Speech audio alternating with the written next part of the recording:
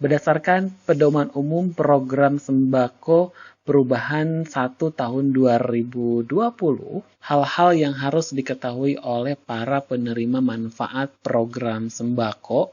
Yang pertama, pembelian bahan pangan dilakukan di e-warung dengan menggunakan KKS. Kalau ini sudah pasti ya, bahwa untuk transaksi pasti di e-warung dan menggunakan KKS atau ATM. Jadi tidak bisa menggunakan buku tabungan atau alat transaksi yang lainnya. Yang kedua, KPM berhak menentukan jenis dan jumlah bahan pangan yang akan dibeli dengan dana bantuan program sembako. Jadi, KPM itu boleh menentukan varian apa saja, terus juga jumlahnya sesuai keinginan. Asalkan jenisnya itu memenuhi gizi seimbang, yaitu ada karbohidratnya, ada proteinnya, ada mineral dan vitamin. Seperti beras, terus daging, telur, ikan, buah-buahan, sayur-sayuran, dan ada kacang-kacangan. Kalau makanan instan, boleh nggak? Nah, untuk program sembako, tidak boleh dibelikan untuk makanan-makanan instan, makanan kalengan. Misalkan minyak, terigu, nggak boleh. Terus juga mie instan, itu tidak boleh. Makanan kalengan, itu tidak boleh. Apalagi untuk membeli rokok, pulsa, itu tidak boleh. Jadi harus sayuran segar. Nah, untuk variannya sendiri, boleh ditentukan oleh KPM.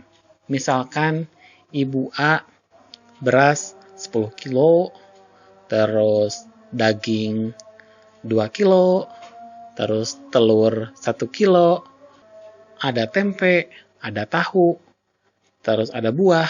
Nah, sedangkan si Ibu B, beras 5 kilo, daging 1 kilo, terus telur 3 kilo, ada sayuran, ada buah, ada tempe, ada tahu. Jadi, setiap KPM itu boleh beragam sesuai dengan keinginan KPM tanpa ditentukan oleh pihak manapun.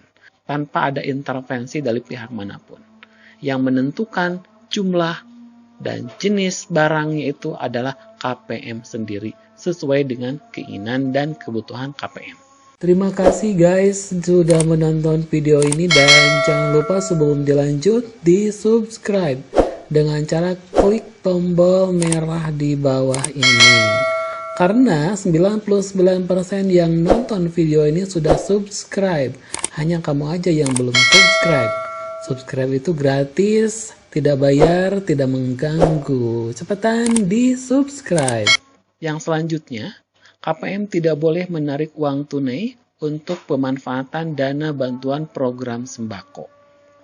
Maksudnya, dana yang 200.000 per bulan itu tidak bisa diambil uangnya, tapi harus dalam bentuk barang, yaitu sembako.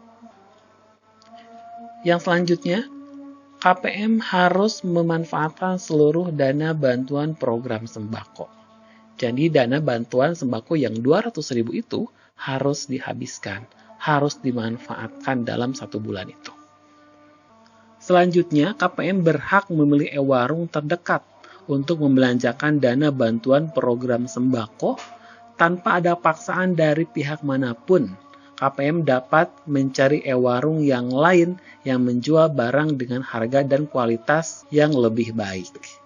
Maksudnya, dalam pencairan program sembako ini, KPM berhak memilih e-warung mana yang dia suka. Jadi tidak bisa dijonasi. Misalkan kampung A harus mencairkan di agen A, kampung B harus mencairkan di agen B. Itu tidak boleh. Tapi harus sesuai dengan keinginan KPM. Kampung A mencairkan di kampung C, boleh. Sesuai keinginan KPM. Mana suka. Jadi tidak ada pemaksaan, tidak ada zonasi, tidak ditentukan oleh siapapun, melainkan sesuai dengan keinginan KPM. Dan yang terakhir adalah cetak resi disampaikan oleh e-warung kepada KPM.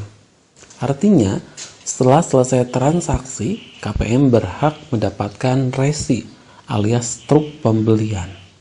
Dengan adanya struk, KPM bisa melihat saldo yang dia miliki.